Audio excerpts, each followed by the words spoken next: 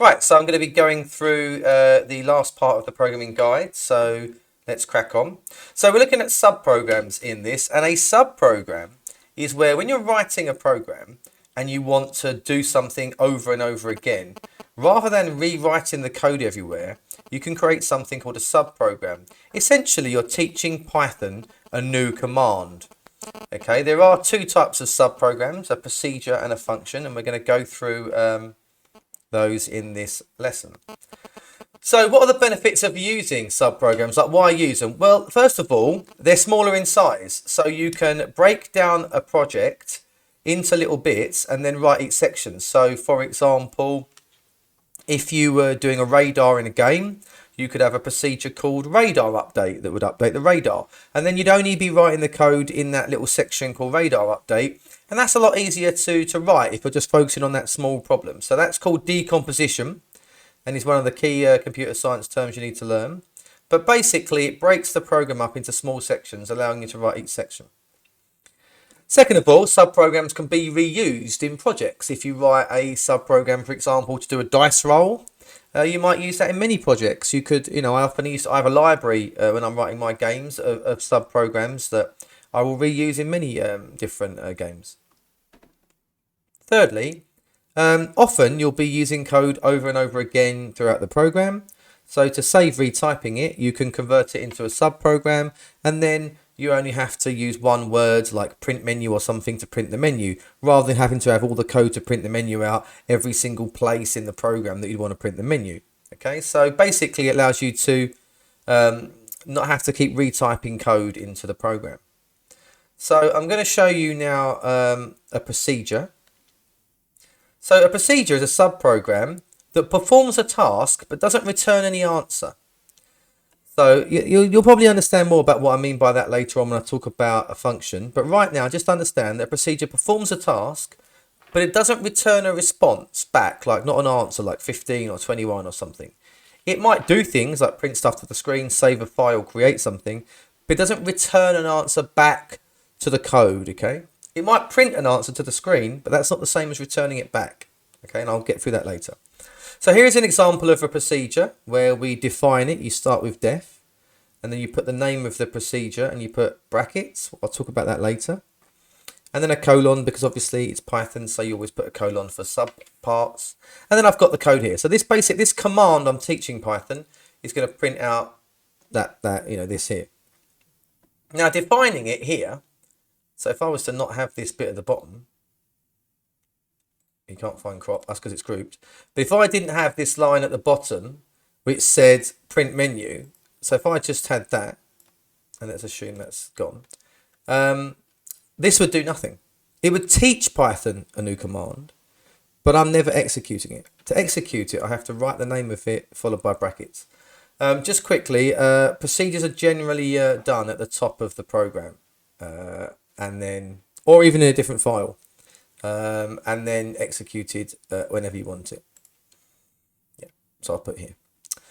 So yeah, that's how you do a procedure. So let's have a look at something called a parameter. A parameter allows us to send some information into the subprogram so that it can do something with it.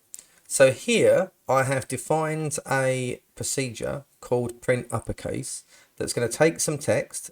I don't have to call it text, this variable. I could call this variable anything. I call it anything that a normal variable could be called, t, txt. I'm just calling it text because, we're expected to send some text to it.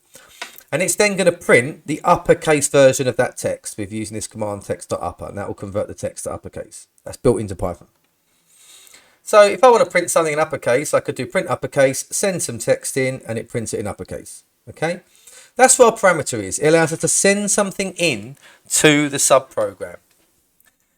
It doesn't have to be like here. I can send in a variable. So for example here, the same function, but this time I get the person to type in the word, and then and store it in the variable t, and then I send t into it. And what happens is, whatever I send in here goes into this box called text. So inside print uppercase, you would only ever use variable names from here, okay, text or whatever, and then text.upper. So whatever I type in here goes into there, into a box called text, and then I'm printing text.upper, okay? Now you can have multiple parameters, as in more than one. You just separate them by commas. So here I've got a function called print word that's going to print a word a certain number of times. Not a very useful function, but you know, it's a demonstration. So for I in range num, so I'm going to repeat this number of times, print word. So then I execute the function, and it takes two parameters. Just quickly, if I were to have that, let's quickly type it up. Def print word text num. I'll fix that in a second, he says. And then for I in range num, so I'm going to loop that many times, print text. Okay, so that's what it is. Now, if I try to run print word without sending in the right number of parameters, it won't work. It'll say missing 2 parameters. If I send in 1, name, it'll say missing 1 parameter. There we go. If I try and send in a word, which is, it'll crash inside because it will say cannot interpret as an integer. It'll let it go in.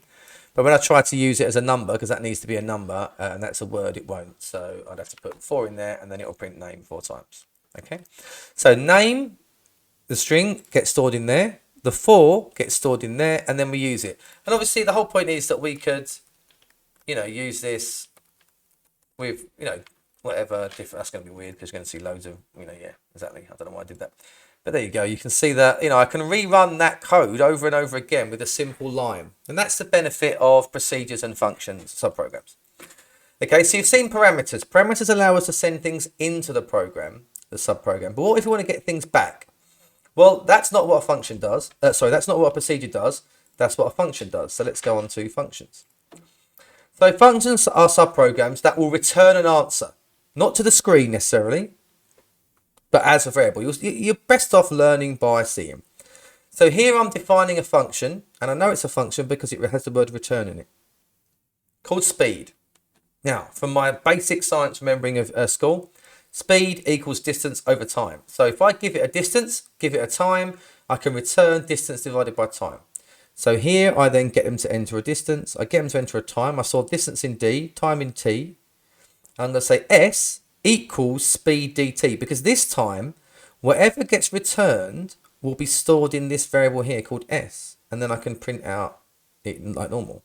It'd be like using the input command. You know, where input returns something back and you do t equals input or whatever. Well, you can make your own functions that do that. So yeah, so let's do a really boring one that doubles a number. So we take double, we'll call it num, and then we just return num times 2. Okay. Now you can just do print double of 6, and it will print 12, and because that's returning the answer back. Or I can store the answer in a variable and then print answer out. Generally, you store it in a variable just for neatness, and then you can you know, do what you want. I could even then double. Like you can even, you know, you can even go, I want a double of the double. And that will obviously give me 24. And you can obviously chain them on, but that would be really weird and not clean programming to do that. You would probably make some other program. But obviously, you wouldn't write a function that does doubling a number because that's completely pointless because you could just do times 2. But you get the gist, okay? The point is that when you use the return keyword, you need to catch it some way, either by using it straight away in another function, like another command like print, or storing in a variable like this. Okay, now here is one that you actually did in one of the earlier ones where you had a test score. I don't know if the scores are the same, but it doesn't matter. So I'm defining a function called grade with test score in it. Actually, I'll do it with here. I'll do it here. Define grade, and then you've got. I'll just put score this time. Okay. So if score is greater than or equal to 80, we're going to return A. They got an A. Brilliant. Well done to them. And then I'm going to paste it and return fail. I'm typing nowhere.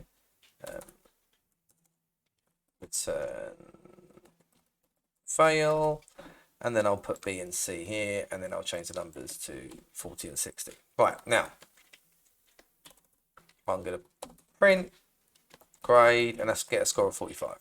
Right, so that 45 will go into score, and then this will run and see how it was. And it gives me a C because that's what I score, because it's greater than 40.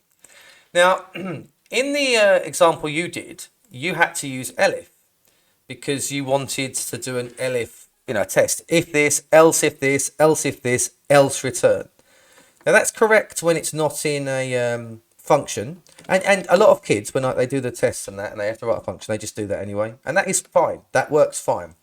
But the reason you don't need the elif here, and why you need it in normal code if you're not doing it in a function, is because return instantly quits the subprogram.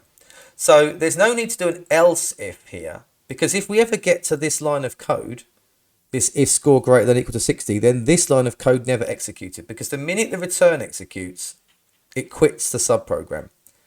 Okay, so that's why it's a bit different to the one you did before when you had to have elif, because obviously otherwise what will happen is it'll always print fail at the end.